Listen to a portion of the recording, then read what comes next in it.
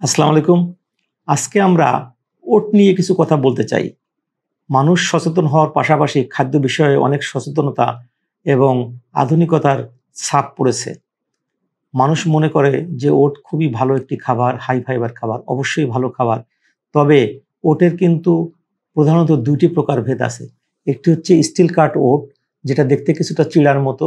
আরেকটি হচ্ছে ইনস্ট্যান্ট ওট, যেটা পানি দিলে বা দুধ দিলে সাথে, সাথে গুলিয়ে যায়।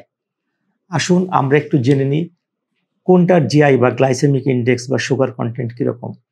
যেটি স্টিল কাট ওট, যেটা আপনারা দেখছেন চিড়ার মতো, এটার কিন্তু জিআই অনেক কম। এটার জিআই ৩০ থেকে ৩৫-৩৫-এর মধ্যে। অর্থাৎ এটা খুবই হেলদি একটা খাবার এবং কমপ্লেক্স কার্বোহাইড্রেট এটা ব্লাড গ্লুকোজকে তেমন একটা বাড়ায় না বা খুব ধীরে ধীরে বাড়ায়।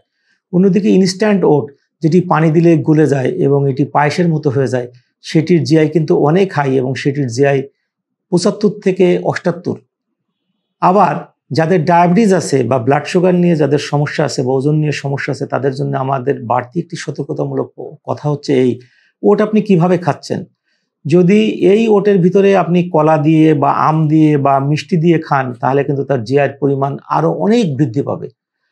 আর এটা দিয়ে এটার সাথে খেলে কম বৃদ্ধি পাবে। তারপরও এই ওটের সাথে যদি আপনি দুধ দিয়ে খান, দুধে যেহেতু প্রোটিন এবং ফ্যাট থাকে, সুতরাং তার কিন্তু জিআইয়ের মানটা কম হবে। আবার এটি যদি প্রোটিন দিয়ে খান, ডিম দিয়ে বা অন্য কোনোভাবে খান, তাহলে কিন্তু তার গ্লাইসেমিক ইনডেক্স অনেক কম হবে।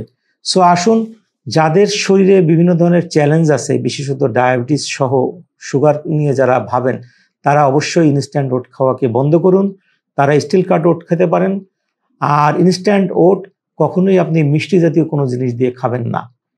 আপনাকে অবশ্যই প্রোটিন জাতীয় কোনো জিনিস বা দুধ জাতীয় জিনিস দিয়ে খেতে হবে। সকলে ভালো থাকবেন।